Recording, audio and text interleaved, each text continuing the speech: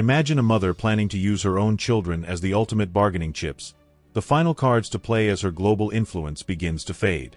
It is a chilling psychological reality allegedly unfolding behind the closed doors of Montecito, where Archie and Lilibet are reportedly being groomed as the next generation of currency. Insiders whisper a terrifying truth. You simply cannot trust her. Every overheard secret, every whispered family conversation could be twisted, embellished, and sold to the highest bidder for a new documentary or explosive tell-all book. The fear of having private vulnerability flipped into public spectacle has paralyzed those around her, turning family bonds into a high-stakes game of survival. Welcome back to Royal Scope, where today we pull back the curtain on the calculated strategy threatening to tear what remains of the royal family apart. The immediate casualty of this trust deficit is King Charles himself. Once frantic, desperate to reconnect with Harry and hold his grandchildren, the king's warmth has froze into a calculated distance. The brutal reality is clear. To see the children, the palace would have to tolerate her presence. An impossible situation where no one can breathe, let alone be pleasant. But this structural isolation runs deeper than a grandfather's grief. A stunning, hidden rift has emerged between the king and Prince William over the next generation of royals.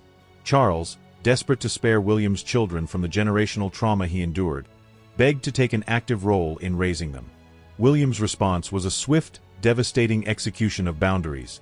Keep your distance, I am not having you anywhere near them. If William enforces such a permanent, icy perimeter around his own father, imagine the fortress he has built against the brother who betrayed him. This protective fury stems from a dark realization.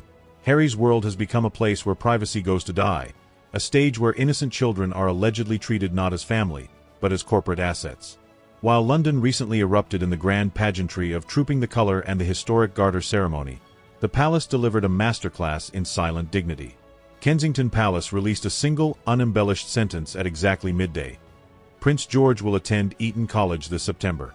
Nos fanfares, nos médias manipulation. But across the Atlantic, the response was instantly triggered.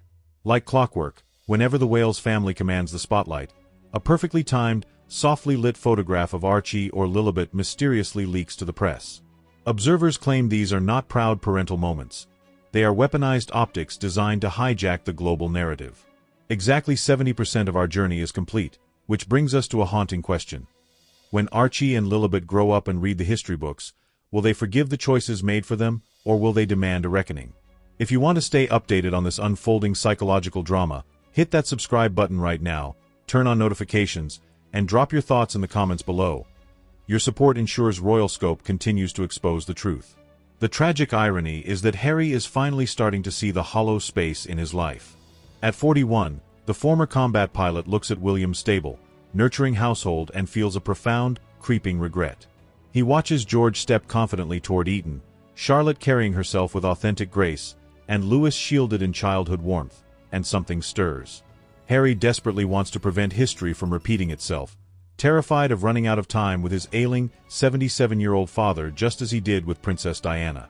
Yet, he remains trapped. Experts describe Harry as genuinely frightened of his wife, entirely under her thumb, unable to make a single move toward reconciliation without her strict consent. He is an Apache pilot grounded by his own domestic security mantra, while the clock on his father's life relentlessly ticks away, leaving two innocent children entirely isolated from their birthright.